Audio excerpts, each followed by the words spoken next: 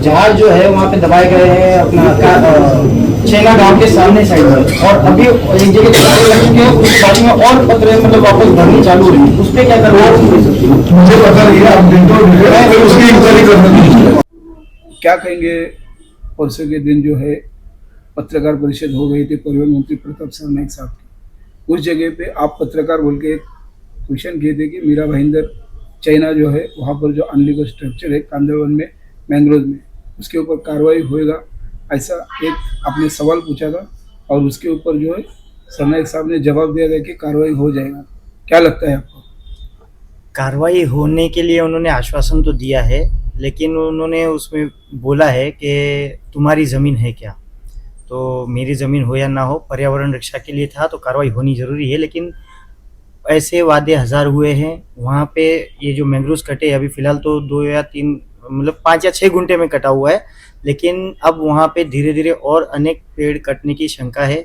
जैसे वो नदी थी उसको नाला बना दिया, उसके पीछे 20 करोड़ का खर्चा कर दिया है।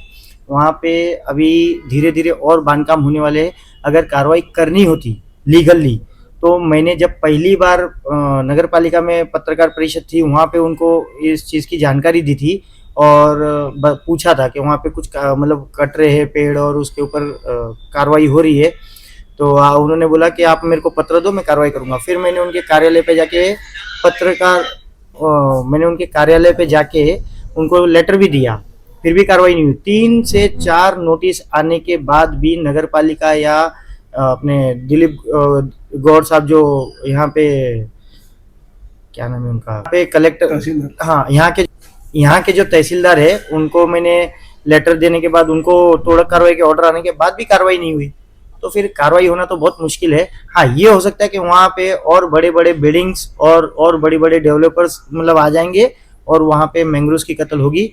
अभी भी पर्यावरण प्रेमी से मैं निवेदन करता हूँ कि उस जगह के लिए आगे आए और साथ दे और इस पे कार्रवाई करने की मैं मांग रखता हूँ। आपकी आगे चल के क्या भूमिका रहने? अभी फिलहाल तो वो लोग ने नगर पालिका से मुझे लिख के दिया है कि जैसे ही वहाँ पे स्थगिति जो एकनाथ शिंदे साहब ने स्थगिति दी है, वही तार्जुब है कि एकनाथ शिंदे साहब ने उस जगह के झाड़ कटे मैंग्रोव्स के उसके ऊपर स्थगिति दी है। वो बहुत बड़ा मतलब एक आश्चर्य है कि पर्यावरण को नुकसान हुआ और उस पर उप मुख्यमंत्री का स्थगिति का लेटर, लेकिन अब और वहाँ पे झाड़ कटने ना दिया जाए और उससे आगे वहाँ पे वापस हरियाली हो जाए, इसलिए हम लोग कोर्ट कचहरी तो कर ही रहे हैं, हो पड़ा तो फिर अनशन चालू करेंगे। इस वीडियो के माध्यम से महाराष्ट्र के मुख्यमंत्री देवेंद्र फडणवीस से क्या कहना चाहिए?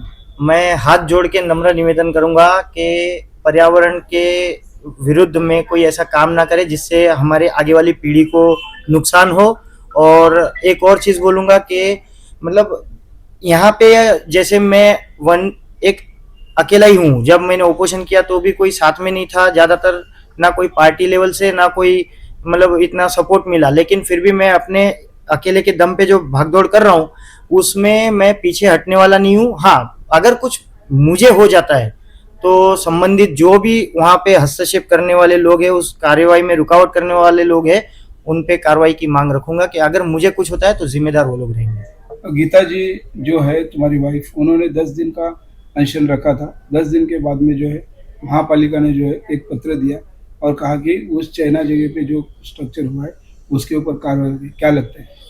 बोल रहा हूँ ना, कार्रवाई होने से रही, क्योंकि हमारे जो मीरा भाईंदर महानगर पालिका के कमिश्नर है राधा विनोद शर्मा जी, वो फिलहाल ऐसा मतलब बोलना तो नहीं चाहिए लेकिन एक कठपुतली बन गए हैं। दोनों तरफ से जो आमदारों का दबाव प्रेशर बना हुआ है उसके बीच में वो अपने डिसीजंस नहीं ले पा रहे।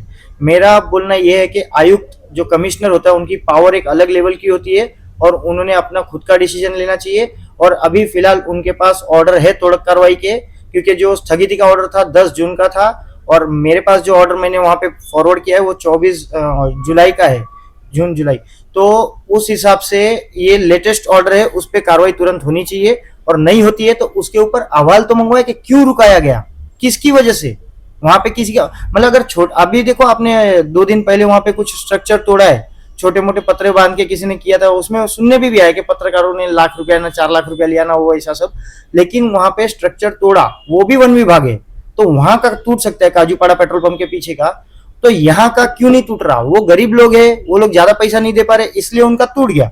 और यहाँ पे जो बिल्डर लॉबी है, बड़े मतलब पैसे वाले लोग हैं, उनके पीछे बड़े मंत्री एमएलए लोगों का हाथ है, इसलिए वो रुक गया। और उसके लिए अगर हमारे एकनाथ शिंदे साहब जो हमारे उप मुख्यमंत्री है, उन्होंने अगर उसको स्थगिति दी है, तो कोई ना कोई बड़ा बिल्डर लॉबी इसमें घुस रहा है और इन फ्यूचर वो पूरा जो इलाका है वो नया चौपाटी बनेगा और वहां पे बड़ी बड़ी बिल्डिंग्स बनेगी और करोड़ों में बिकेगी।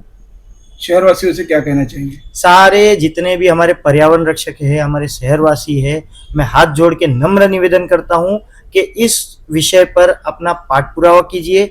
मेरे साथ ना आना है ना आइए, लेकिन अपने लेवल पे आप वहां पे एक बार जाके देखिए किस तरीके से 50 से 60 घर बन चुके हैं और आगे बनने की तैयारी है।